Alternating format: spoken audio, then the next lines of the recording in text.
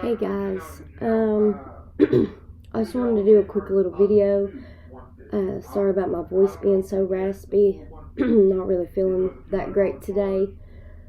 I just wanted to kind of pop on a minute and say thank you to everyone that had responded to my last post, like my first little vlogging video. I really didn't intend on it being about Little Summer Wells, but being there with my own daughter and with, like, every time I go to my YouTube or the news or Facebook, like, it's all over Summer Wells, Summer Wells, Summer Wells. And I know there's other missing babies out there and kids and even adults, and I just, it's awful. I feel bad for each and every person, each and every family member that has a family member or a friend or a child or whatever is missing, because I couldn't even imagine. I don't want to imagine the struggle, the pain, the loneliness inside your head, where it's like, you know, that person filled your thoughts and filled your heart and soul, and now they're just gone. I don't want to imagine that. But I just wanted to quickly say that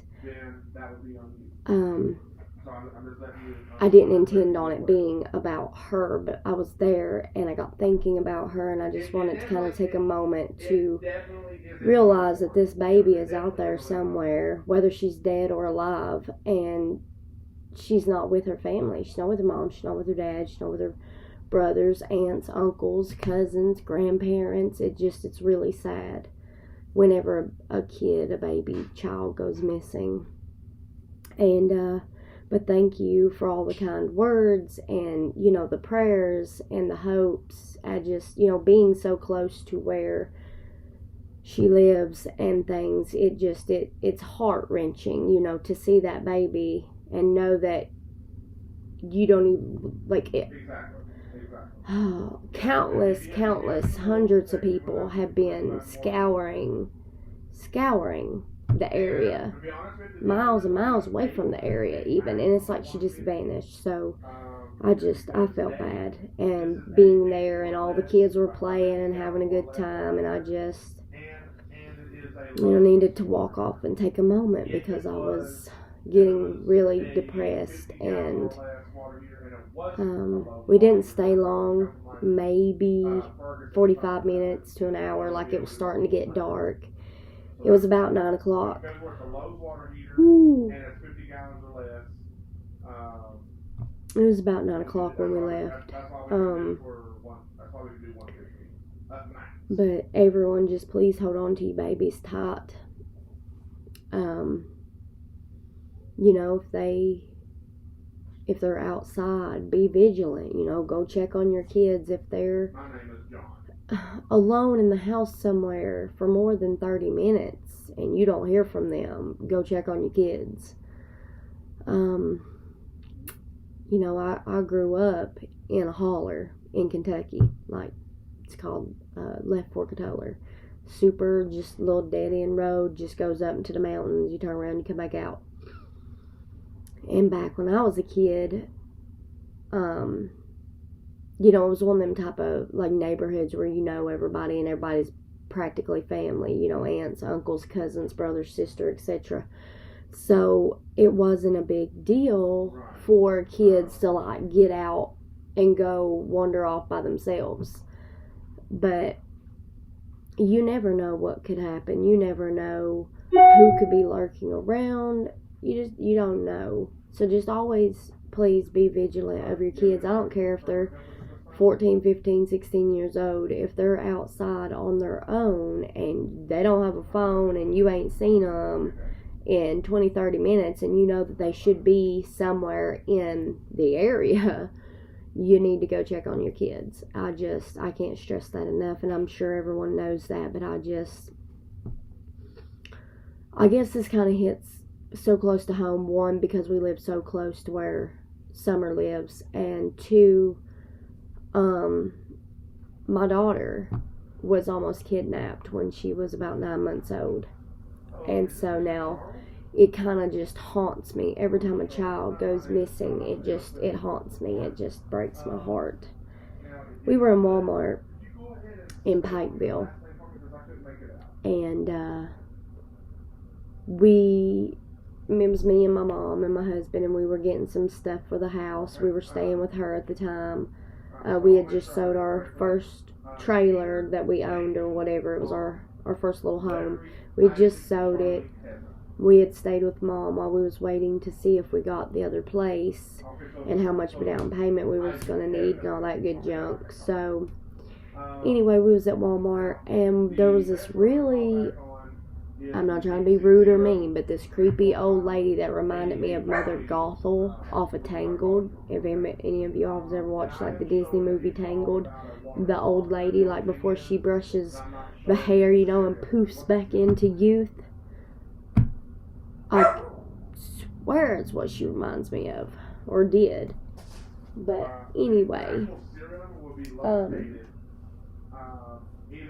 I was in the jewelry section, and I never take my hand off the cart, especially when she was a baby. I would always have my hand like on her foot, on her arm, on her clothes, her car seat, something to where I could feel my kid if I had to turn and like look away for whatever amount of time. And I mean, there wasn't nothing in the store, there isn't anything in the world that is more important than me keeping an eye on my kid. So, but you know, you have to shop, you have to live your life. There's things you got to do. Sometimes, you know, you can't watch them 24/7. Accidents happen, things happen. It just, you know, you can't. You have to live your life. You have to, you know, do things. You can't just sit there and like watch your kid 24/7. Like, keep an eye on them, check in on them, do what you gotta do. But you always, you know, check in on them. So she was 9 months old. Well, roundabout. Had my hand on her. Look, I tell you what, why I remember it exactly. It was the first time that she had ever sat in the buggy seat of a shopping cart. She had just learned how to start setting up on her own, and I had her little car seat cover, you know, them buggy covers that, you know, goes over the whole front of the buggy, and like they buckle and you set your kid in it to keep them clean from touching the buggy. Well, she had one of them.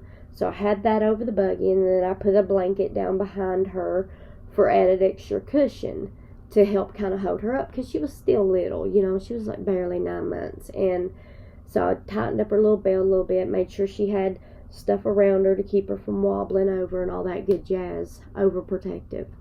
Anyway, I had my hand on her, and I noticed there was this old lady and this little girl who appeared to be about 9-10 years old, who was of like Hispanic or Mexican. I guess it's the same thing, Spanish Mexican.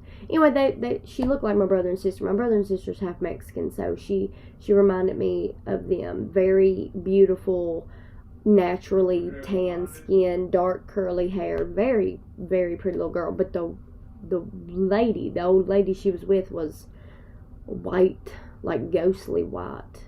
So I knew they wasn't like blood related unless it was very like distant. But it was just odd, because I noticed that everywhere I went, that little girl was there. And everywhere when I noticed the little girl was there and I would look off to the side, or, you know, the old lady would be just a few feet or like a couple of aisles away, just kind of, you know, watching. And I didn't understand. And so at one point, the little girl comes up to me and she's like, "Can I hold your daughter?" I did. Yeah, no. I don't let strangers touch or hold my kid. Like, I never did. Even my family members, before they come near my kid, you know, wash your hands, hand sanitizer. Because, you know, she had some health problems when she was a baby and things. And I guess it scared me to that point that even after she was better and her symptoms were going away and she seemed normal again, I just was in that mode where I had to keep her safe. I had to make sure she was in a clean environment. I had to make sure there was no extra germs going on, you know. So when she asked to hold my kid, I was like, no. Not trying to be rude, but no. So she's, oh, okay. And she wanders off. And I noticed something. I started watching the grandmother. She was like, come here, like that. And I looked, and she started, like, they didn't realize I was watching, and they started talking back and forth. The grandmother kept pointing, like, over here at my mom, and then, like, over at the Walmart jewelry counter, there was a worker, and she pointed at the worker, and she pointed at my mom. And then I proceeded on around the corner. I was maybe, arm's length from the buggy. I had my arm on the buggy, and I was over here trying to find some earrings for a birthday present for one of my other family members. And so I felt her, moving around more than usual for a 9-month-old. I was like, wait. I turn around, and that little girl had a hold of my daughter, lifting her up out of the buggy, almost dropping her on the side of the buggy and that concrete floor. I dropped what I was doing. I turned around like this, and I put my arm up under Britton, and I grabbed her back. I almost went to jail for whooping a child's ass, let me tell you.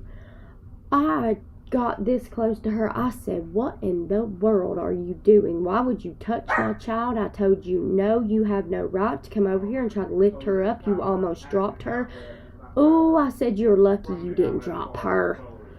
So anyway, after that commotion, the little girl started crying, saying, with a very strong Spanish Mexican accent, Grandma said to do it. Grandma said to do it. And she's pointing. Well, I'm looking around. The old hag's gone. She long gone. Left that little girl there to, fend and take the heat. Lo and behold, I grabbed that little girl's arm, and I said, you ain't going nowhere. Because she tried to kidnap my kid, with the grandmother coercing her to do it, of course. And I'm sure the little girl probably wouldn't have done it on normal circumstances. Maybe the old lady was mean to her, like, told her she better do it or else. I don't know the whole story, but I do know that they tried to kidnap my kid. And then, so I grabbed onto that little girl because I wasn't about to let her go before the police showed up. So, like, the store called 911, we called 911, like, the police showed up rather quickly. We all did reports and things of what we seen and what was going on. They took that little girl into custody. And then as they were wrapping everything up, I was, like, crying and, like, trying to adjust and, like, it wasn't pleasant. It was very scary. I mean, she was right there trying to lift my kid up out of the buggy, trying to kidnap my child. And she just kept saying, well, Grandma said this and Grandma said that. And I said, is she even your grandma? And the little girl says, I think so. Either you know she is or you know she ain't. There is no I think so. So what I come up with and what the police suggested is that this old lady had previously stole or tried to kidnap other children, and maybe this little girl was one of them, and she had taught her how to be sneaky and how to lure children away or, get babies out of buggies. I don't know, but the whole situation was just awful. And so while I was there, I was thinking of that, and I was thinking of, little Summer Wells and what her parents must be going through, and the whole family and the community. There's been so many people in the community out looking and trying to help find her and things, and it's just heartbreaking because I couldn't imagine. I mean, I don't want to imagine the idea of my child ever being taken from me and me not knowing where she is or what's going on with her. So, it was just emotional. We hadn't been over to Warriors Park or the lake since, like, last summer. We went, when the pandemic first started, you couldn't buy a swimming pool. Nowhere. Couldn't buy toilet paper. It was crazy.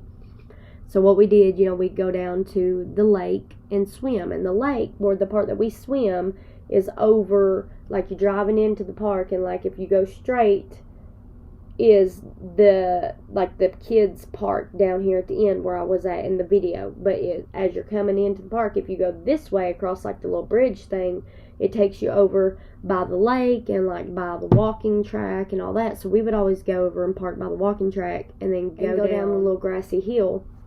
And, you know, there's a little sign that says swim at your own risk. But we would always swim there and stuff. So it just sat so close to home.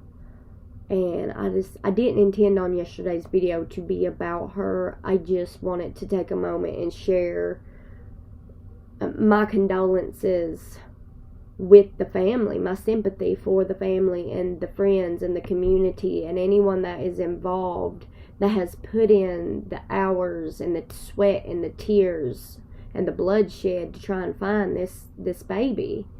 So, leaving off on that note, I also just want to make another little PSA, public service announcement of myself to the community. Had a person say on my video talking about, oh, I'm more concerned about your dog biting. Fact number one, my dog is about the size of a football. You know, he ain't very big.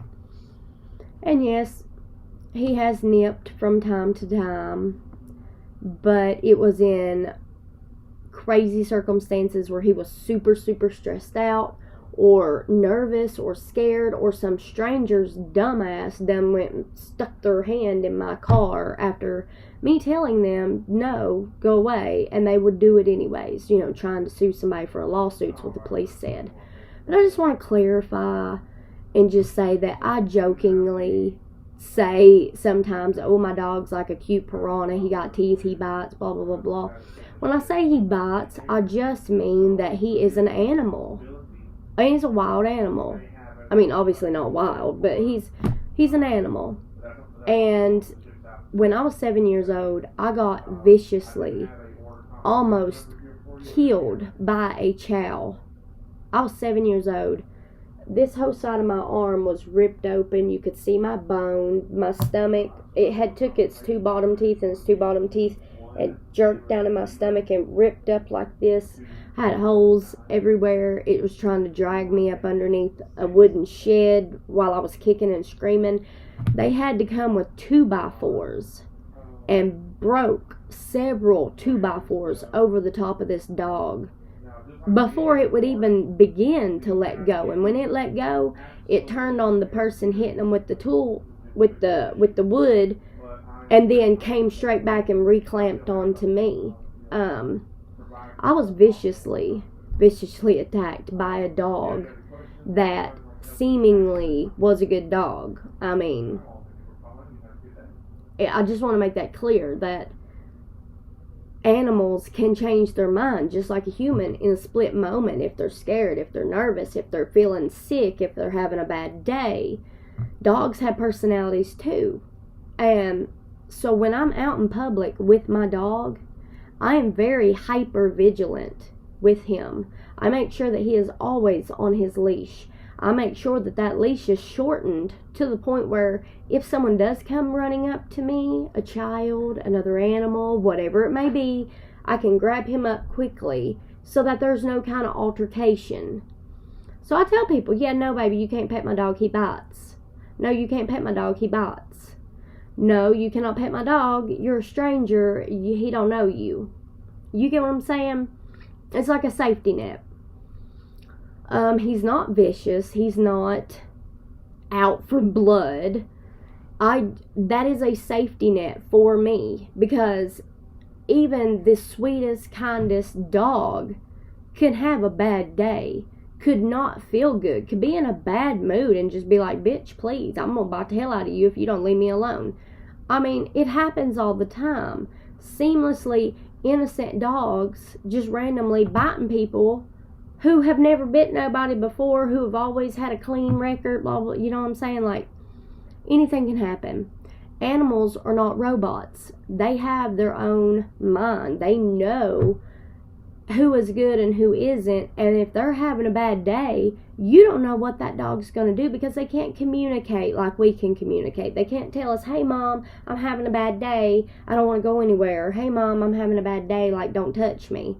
You know what I'm saying? Like, the dog can't communicate like we do. So I take responsibility for my animal while I'm out in public, so that he is safe, everyone around him is safe, and that's that. I'm not going to leave him locked up at the house all day long by himself and like be mean to him, or make him have problems of separation anxiety because people hear me say that my dog bites. No, I said that in the video so that people would be aware to not approach my dog. Nobody, and I do mean this, nobody under no circumstances should ever come up to you and pet your dog.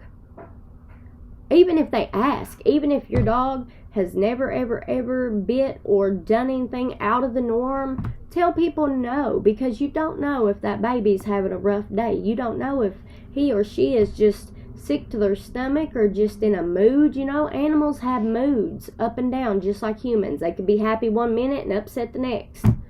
So out of protection for my dog and others, I just tell people no. And sometimes when I say no, they think I'm just being a bitch or like, why are you acting like that? So I just started telling people no, he bites. Like, he's cute and thank you for the comments that, he's so pretty and things, but no, you're out of safety. You are not going to touch my dog because I don't know if my dog's having a bad day or not, or would bite you. Not saying that he will, but I just tell people that so that they are less likely to keep bugging me. Because in the past, I've had multiple people, oh, come on, he's so cute. Can I please touch him just one time? He wouldn't bite me. He's such a good boy, blah, blah, blah. Yeah, he is a good boy for me because he knows me. My dog don't know you, and no matter how happy he acts, no matter how much he wags that tail, no matter how much he jumps around like, touch me, touch me, touch me. No, I'm not letting you touch my dog, because if he did have a moment of weakness and he did decide to do something crazy, like bite your fingers, I don't want to lose my baby. I don't want to have him put to sleep because some idiot is bugging me to pet my dog. Like, if you want to pet a dog, get your own dog. He's mine. And I don't mean to be hateful about things, but I'm getting real sick and tired of every time I say, no, you can't pet my dog, he bites. Somebody leaves me a comment, or I get emails, or like, I'll be out at the store and somebody be like, well, why you bring it out in public if he bites? He's my dog. I'm not going to leave him at the house for hours by himself when he already has separation anxiety as it is, just because you want to touch my dog. No, be responsible. You don't approach nobody. You don't ask to touch their dog. I don't care how nice they look, how sweet they look. They are still an animal, and they have a mind of their own, and if they choose to, they can make a wrong decision, which would land them being euthanized or detained away from their family for like 10 days until they discuss it. Meanwhile, your dog's locked up in some crazy detention center away from their family, scared, alone. No. So, as a responsible dog owner, I tell people no, that you cannot touch my dog. Yes, he is adorable. Yes, he's cute. But no, thank you, ma'am. I'm not having any kind of incidents where he could have a bad day and accidentally do something stupid, because he is an animal. They're not robots. You can't control everything that animal does. And on that note, I have to go out. I got to run a few errands. I love everybody, and I will see you all in the next video.